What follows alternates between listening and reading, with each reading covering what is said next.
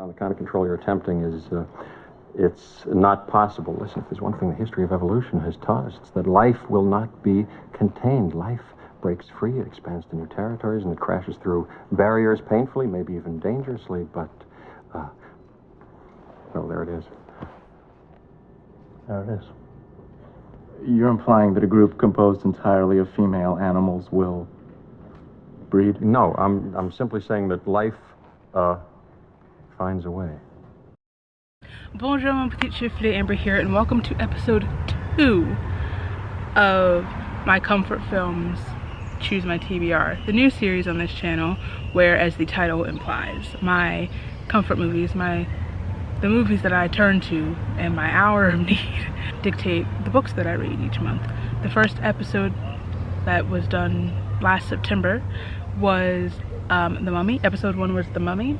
This time I bring you, I don't know if you can put it together yourself, one of my favorite movies, one of my favorite franchises, maybe my favorite franchise of all time, Jurassic Park. So that means this month is dinosaur heavy, sci-fi heavy. Okay. When finding the books, I was looking for books involving dinosaurs and or paleontology, obviously. Sci-fi books, books where science goes wrong, books where someone's playing God and it goes horribly wrong. What was the other criteria? I don't remember the other criteria. For the month of March, I am reading, these are the books that I'm reading. First and foremost is The Lost World by Sir Arthur Conan Doyle. Obviously, pretty self-explanatory. Next is Raptor Red by Robert T. Baker, which follows a Utah raptor. Raptors are my favorite dinosaurs, if you know, on her journey through like the ever-evolving, I think it's Cretaceous period? Could be wrong. After that, we have a romance that is one of my most anticipated reads of the whole year, Digging Up Love by Chandra Bloomberg, which, once again, dinosaurs. The love interest in this book is a paleontologist, and it follows what happens when the main character's family finds a dinosaur in their backyard. Okay, and then the next 3 kind of shift and we're kind of like stretching a bit. The first of which is The Accidental Apprentice by Amanda Foody, which is the first in the Wilder War series.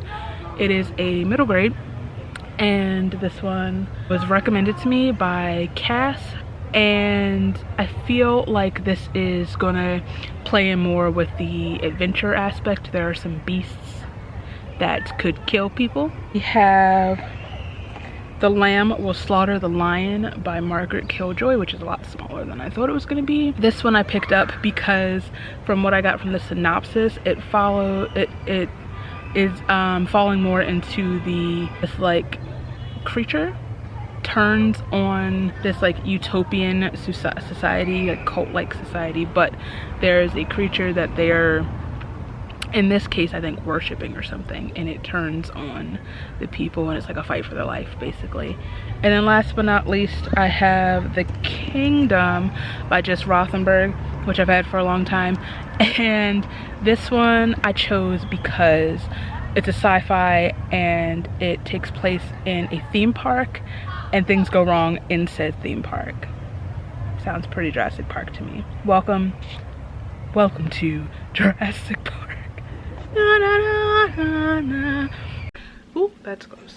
Okay, so first up, we are starting with The Lost World by Sir Arthur Conan Doyle. This is the Puffins Classic Edition. I've already started this. I'm 30 pages in. This follows a journalist who basically asks for an assignment that involves danger and adventure. He's trying to impress some girl that he wants to marry. It says journalist Ed Malone asks for a mission with adventure and danger in it. But interviewing touchy Professor Challenger, Ed gets more than he bargained for. Challenger leads him to a hidden plateau in the South American jungle, a world of carnivorous dinosaurs, giant fish lizards, and murderous ape men. So of course, off the bat, this is the most Jurassic Park like in premise, which I probably maybe should have saved for last in that case, but I'm excited to really get into the story. Like I said, I'm only 30 pages in. So far, our main character has just had his feelings hurt. He's been rejected by the girl he wants to marry, and he's trying to make himself, I guess, look more impressive to her. So he's also just fought Professor Challenger, because this guy is a lot. I have no real thoughts really so far. This is definitely a classic. It reads like a book published in 1912. So that's, we'll see how that goes.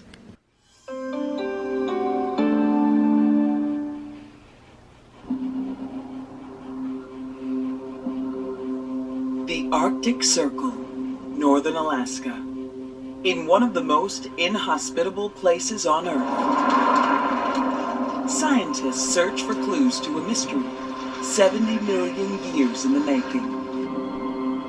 They're on the hunt for a lost world of polar dinosaurs. This is not the paleontology you normally see in books. Page 33. Round-headed, he muttered. Brachycephalic, gray-eyed, black-haired, with suggestion of the Negroid. Okay. Page 83. The first is a gigantic Negro named Zambo, who is a black Hercules, as willing as any horse, and about as intelligent. I just really love old books written by dead white men. I really do. I really, really do. It just brings me so much joy. I love that for me. Anyway, I'm about halfway through with this book, and I don't care. Nothing really of value or substance has happened. They have encountered a pterodactyl, apparently. So that's something. I feel like I'm glossing over a lot of it and just trying to get to the end as soon as possible. There was another mention of Zambo being giant and stupid, and what was the other one? Being a brute, basically. I don't care. Fantastic. Remind me why I'm doing this.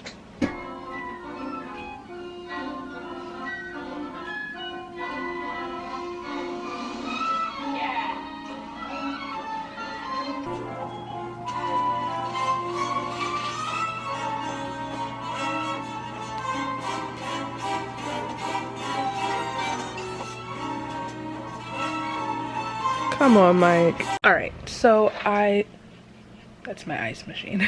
I finished The Lost World. I don't have a ton of thoughts about the book itself, simply because I didn't really care enough. Ooh, there's a tabby stuck to the front. Care about the book enough to form real thoughts, but what I said before, we love books written by dead white men. Yeah. Eat that up. So I've since moved on to Raptor Red by Robert T. Is it Baker or Backer? I'm only 15 pages in, but I will say right off the bat in the preface, we're already referencing Jurassic Park itself, the movie, and I'm here for it. It's a bit of backstory as to the discovery of the species of raptor in this book, the Utah raptor, and where I'm at so far. We are a hunting. So I'm hoping to get a bit more into this. I'm trying to like set up my bullet journals. It's the 8th of March and I just have not felt like doing it. So I'm trying to work myself. It's so exhausting. My neighbor's baby's crying. Did I tell y'all how he just busted in here one day and just started eating paper? Story for another day. So yeah, I'm gonna try to at least finish the sketching of my journals, and then I'm going to read some of this. I've been just stuck on TikTok all day also, so great.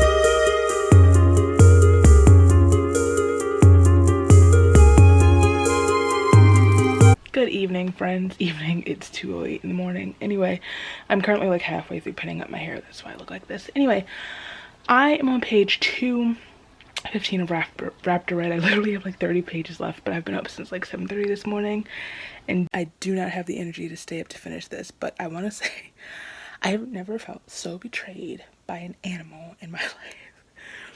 And the fact that I am feeling so many things and so invested and like in these dinosaurs is so wild to me. But like I said, I have like 30 pages left, so obviously I'm gonna finish it when I get up tomorrow and I'll pop back in. I am nervous for Raptor Red. I'm nervous to see how this book ends and how her story concludes. Does she ever mate? Does her male consort ever come back? The heifer? I mean, their big problem has been eliminated, so like, what's going to happen? Is my girl gonna die? I have no time for that. Okay, Raptor Red, let's discuss.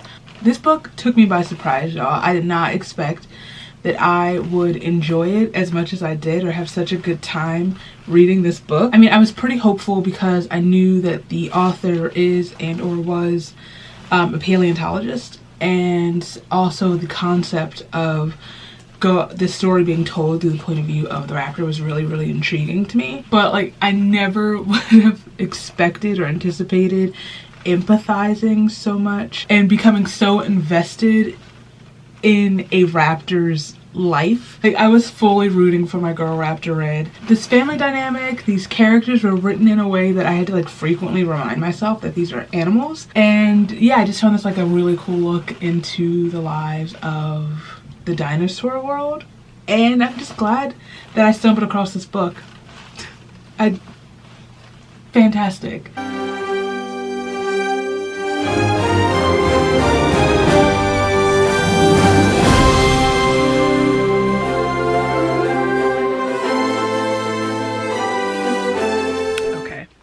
So, almost tipped all of my soup over. That's great.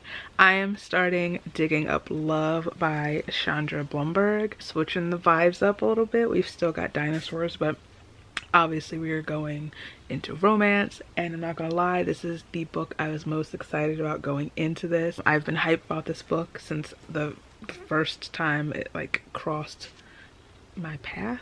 It came onto my radar. Our main characters are a baker and a paleontologist, and that's just the entirety of my vibe. Exactly. Okay, it's a lot later than I wanted it to be. I'm on page 43 of this book. First off, I realized I didn't actually tell you what it was about. I wanted to read the synopsis really quick. I did mention that the main characters are a baker and a paleontologist. It says, he's into fossils, she loves to bake. Once they find common ground, will love follow.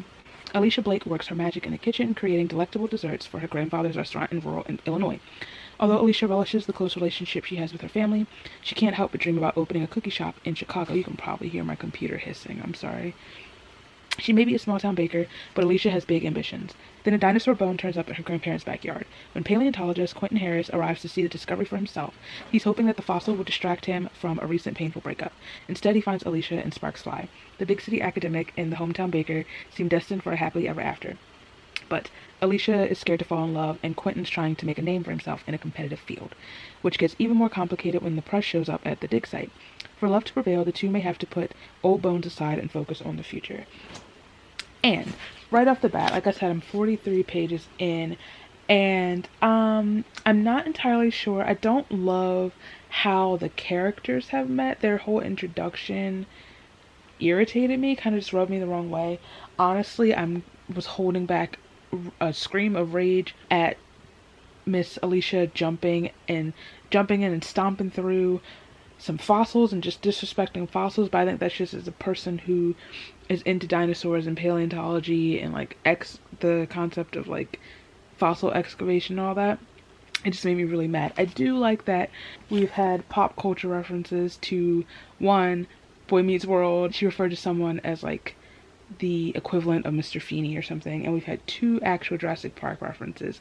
The second one is on page 42, and it's really hilarious to me because it took me a minute to grasp that it was a Jurassic World reference, and it's because it's referencing that man who has infiltrated my favorite franchise's character, and because I have him mentally blocked from my brain, it took me a minute to catch up. I am enjoying the writing so far. I'm intrigued with the story.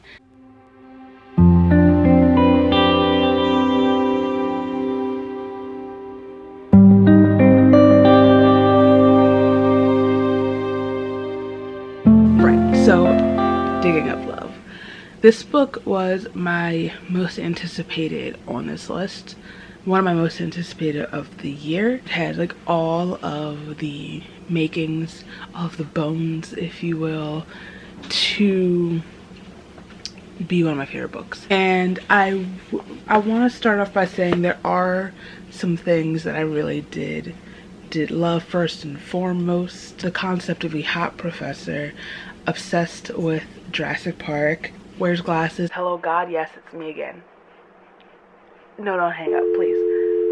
Hello. I also, like I said, I love the running Jurassic Park obsession, especially considering the vlog that I'm doing. It really fits in with the theme. I don't know, there's something about the characters I couldn't mesh with. One, I didn't like how they met. I think that just threw me from the start. The way they met, and what's this girl's name? Alicia just stomping into a dig into Fragile Fossil. It just pissed me off, and I know that was supposed to set off some sort of like animosity between them, but it just made me angry. It just pissed me off. But then going from there, they were just kind of like, there was no sort of like angst or like the pining was meh.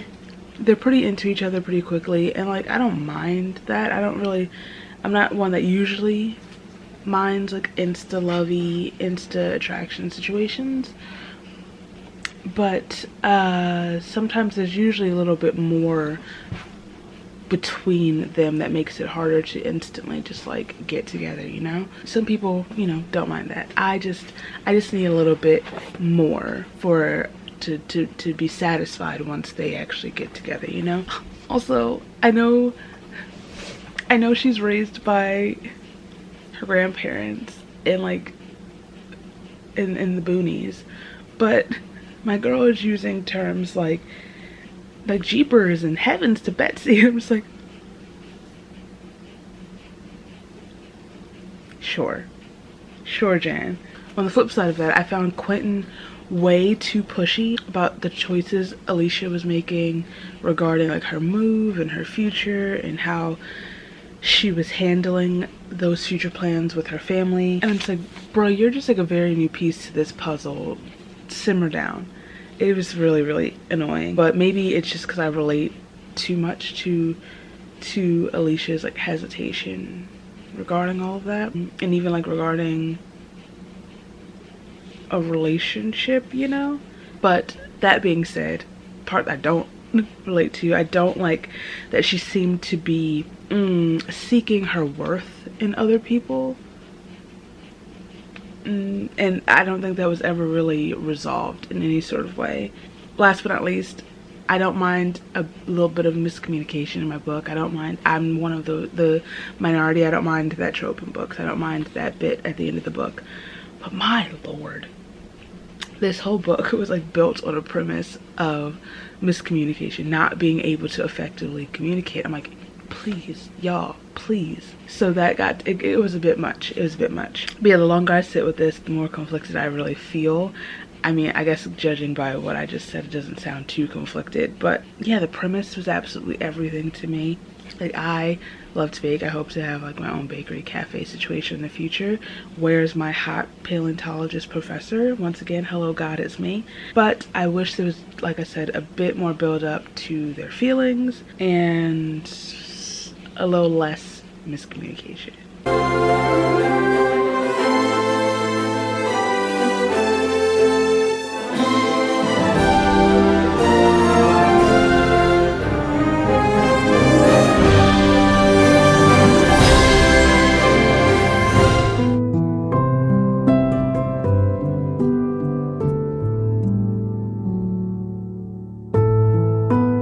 Hello kiddos.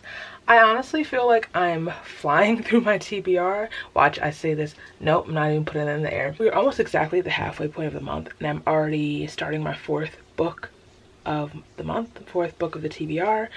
This is the part where we kind of shift into more, I guess, non-direct, into books that don't, I guess, directly tie into the theme. The first three have been, you know, heavily dinosaur focused, heavily the last book, Jurassic Park references out the wazoo.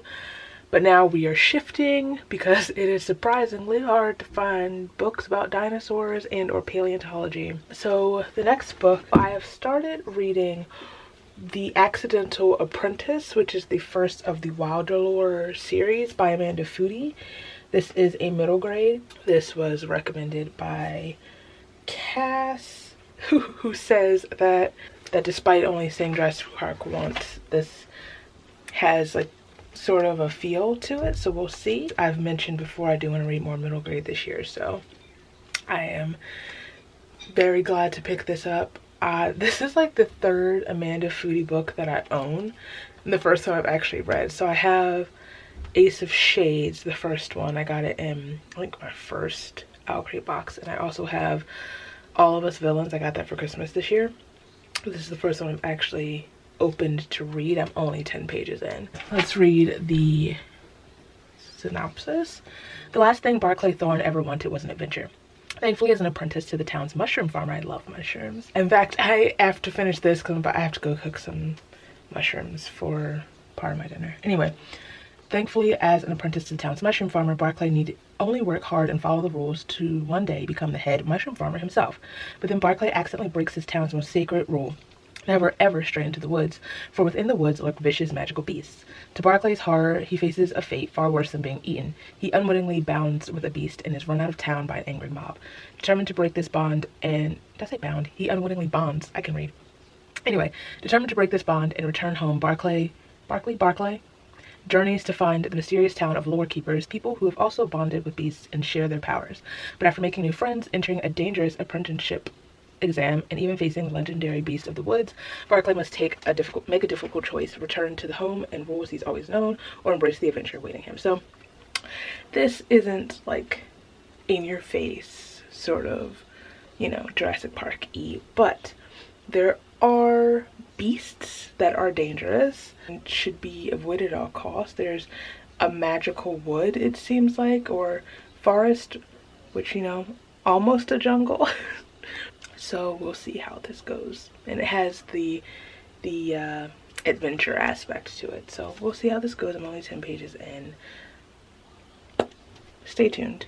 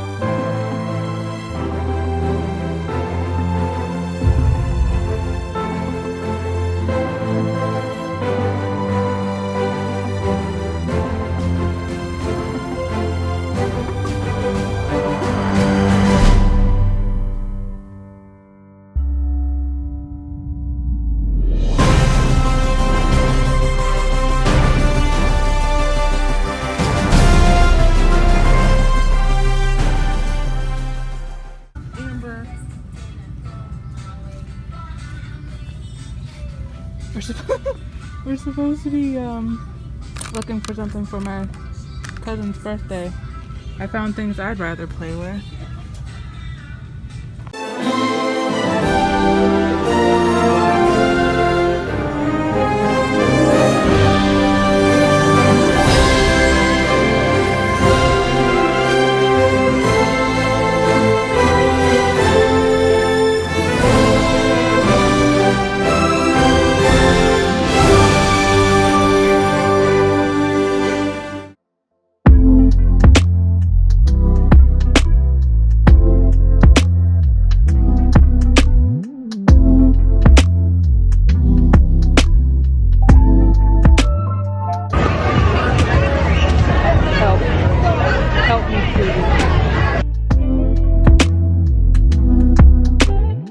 Alrighty, I'm back and I finished 2 books, The Accidental Apprentice and The Lamb Will Slaughter the Lion.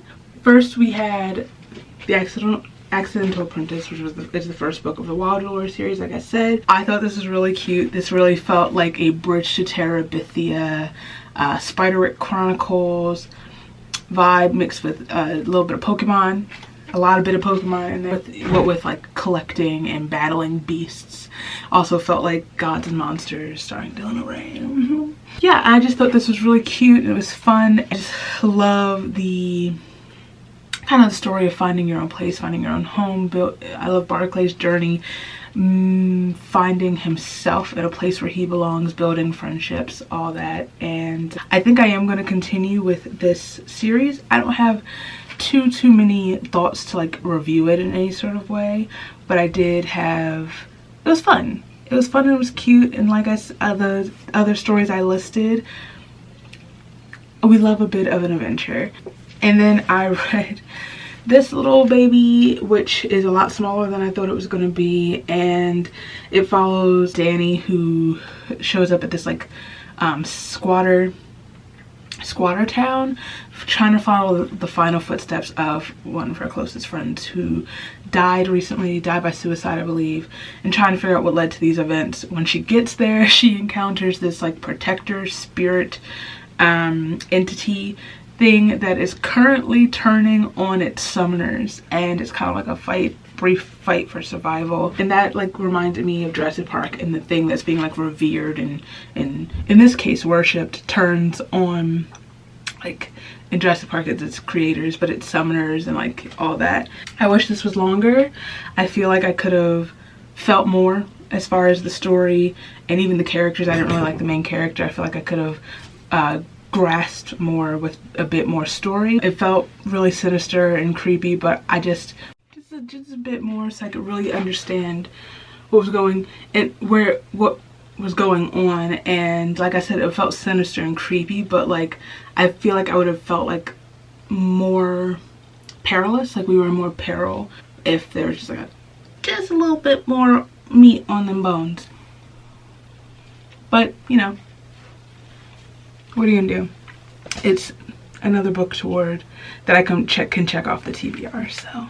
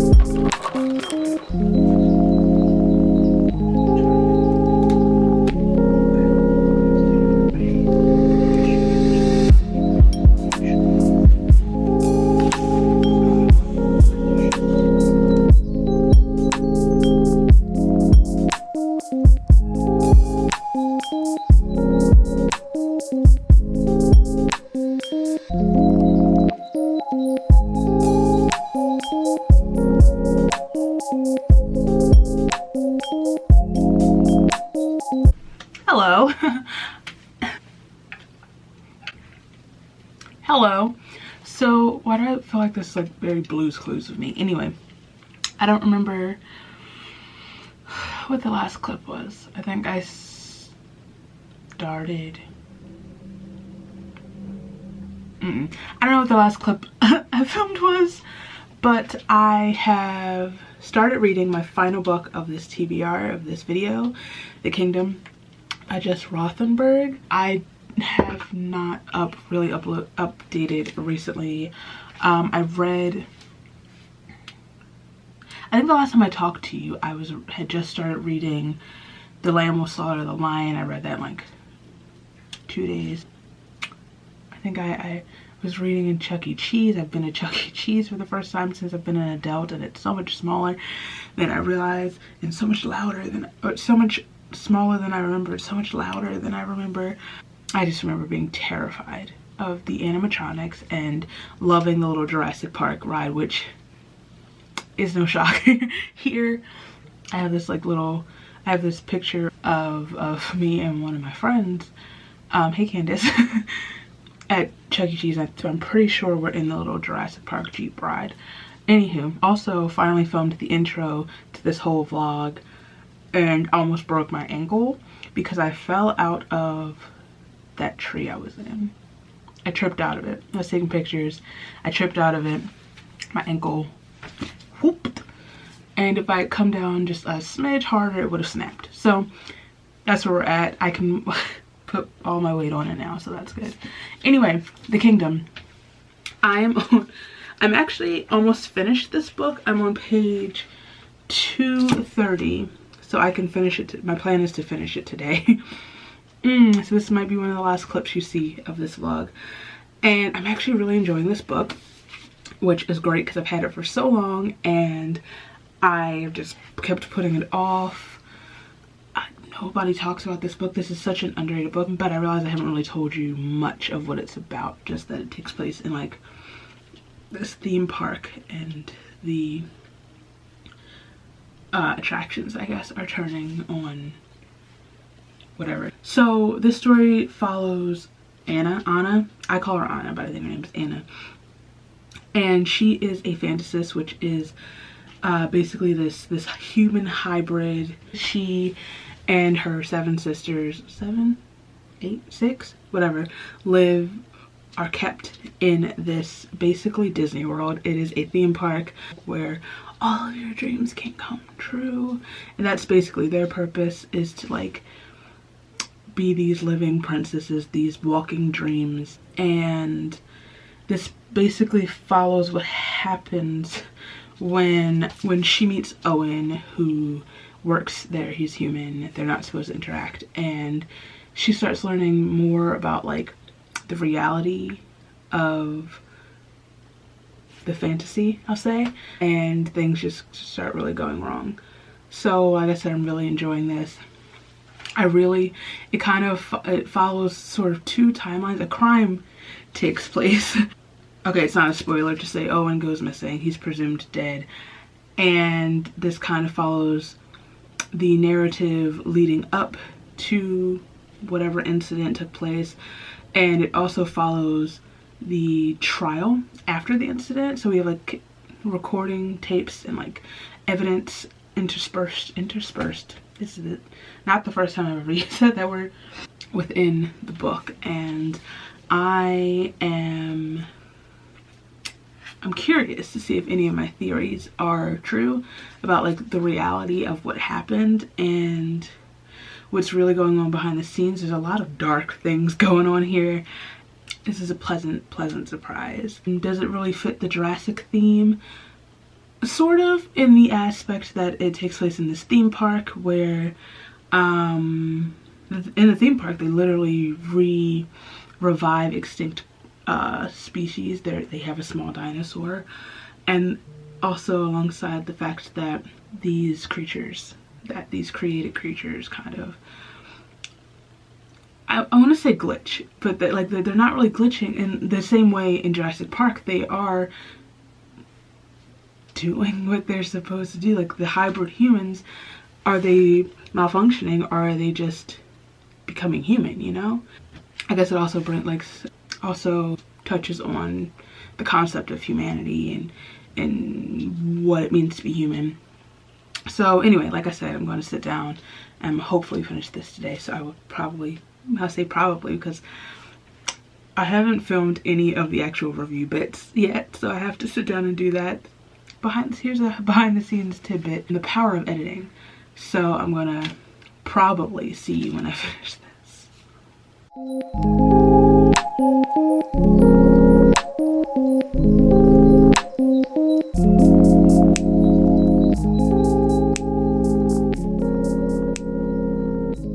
Hi, hello. So I have finished my last book of the month, The Kingdom by Jess Rothenberg. Briefly, I don't know if I actually told you what it's about. I really enjoyed this book. I've had this book for so long, and I don't know why it's taken me this long to read it, but I'm so glad that I finally did. This is such an underhyped book, but I really love the conversation of like autonomy and creating your own story and owning your own identity, as well as like what it means to be human. I love following Anna on all of these discoveries and like her sisters as well. I'm surprised more people don't talk about this. I also love the way it ended.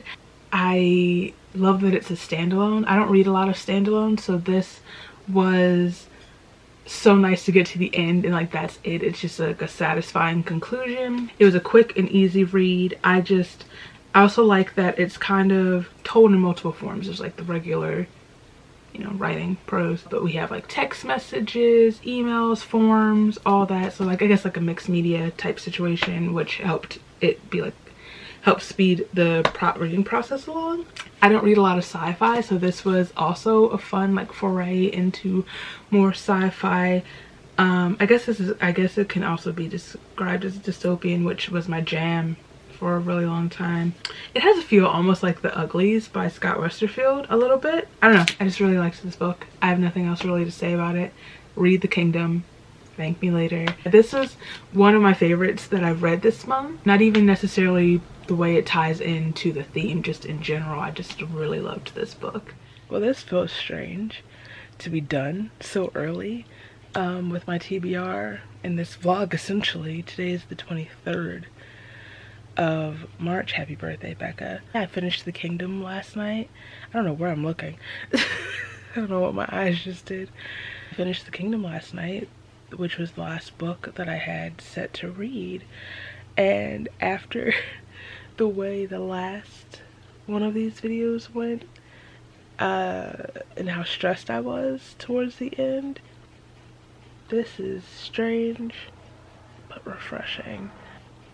Interesting. So I'll be back obviously to properly recap and close this out and everything, but and to go over my thoughts about The Kingdom. But I just wanted to acknowledge that I've completed my TBR. Jurassic Park has chosen. I don't know what I'm saying, but alright. Hopefully the rest of this series goes this smoothly, aside from the falling out of the tree thing.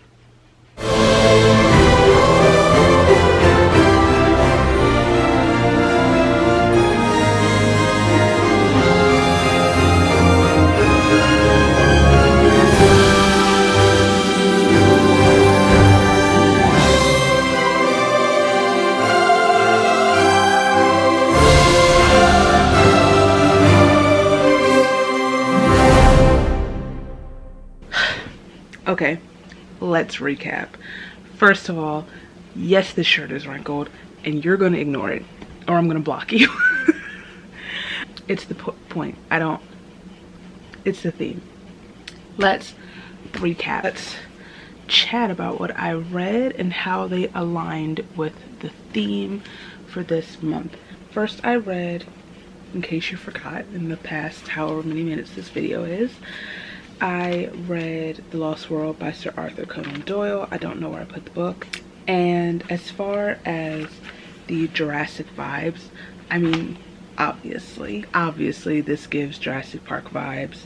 There are dinosaurs amongst other prehistoric creatures and civilizations, and the group involved is fighting for survival. This particularly feels like Jurassic Park 3 with all the pterodactyls mixed with Journey to the Center of the Earth. And I know that's Jules Verne, and maybe I should read that eventually too, since I'm on this kick. Anyway, and a bit of Planet of the Apes, you know, which I don't think, have I ever seen Planet of the Apes? I've seen the show, like the original show, a few times, but like I don't like monkeys or like primates, so like that never really sat well with my spirit. But like I just couldn't care.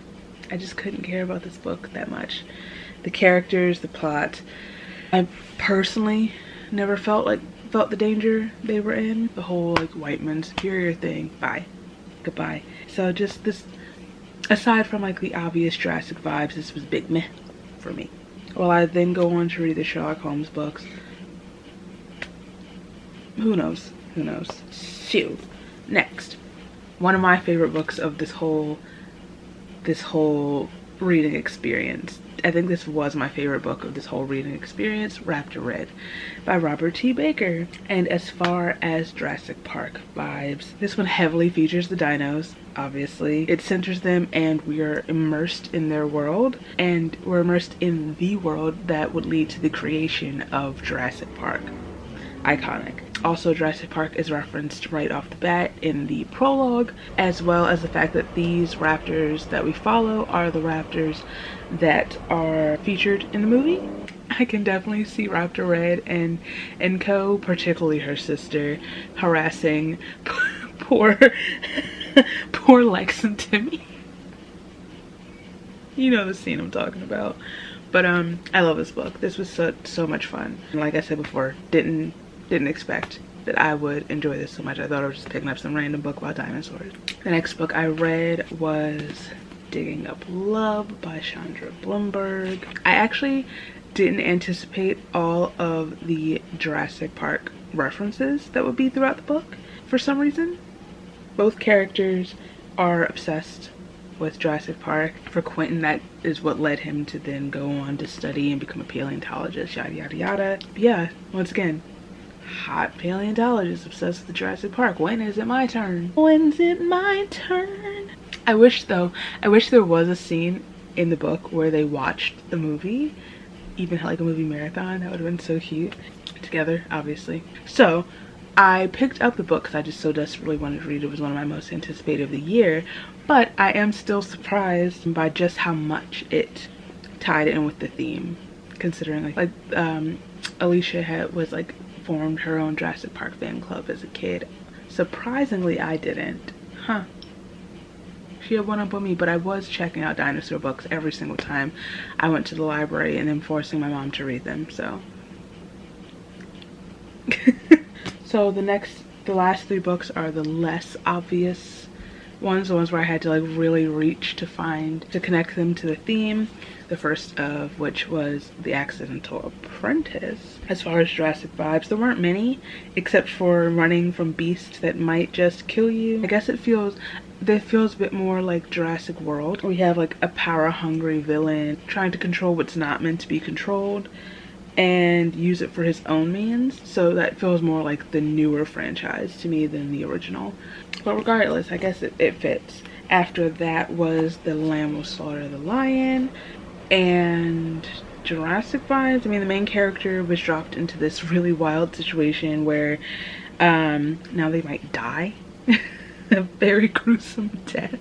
This formerly revered creature has turned against the people, and then like at the end of the book, balance is sort of reset. So I guess that is kind of like the bare bones of Jurassic Park. Still wish there was a bit more from this book. I still wish we had dived a bit more into this one. And the final book that I read in March. Another favorite, this is like my second favorite read of the month, is The Kingdom by Jess Rothenberg. And as far as Jurassic Park vibes, I guess to me this one is kind of like, in a sense, sort of like Raptor Red, where Raptor Red is told through the point of view of the raptor. In a sense of trying to correlate this to the theme, this is sort of like if the dinosaurs in Jurassic Park were telling the story, because this follows the attractions of a theme park becoming, as I described it, it's almost like, are they glitching or are they just becoming what they're meant to be? Are they coming into humanity? Are they stepping into like their own, you know? Also, in this park they actually like revive dinosaurs and whatnot and bring extinct creatures back from the dead, so that is also very similar to Jurassic Park.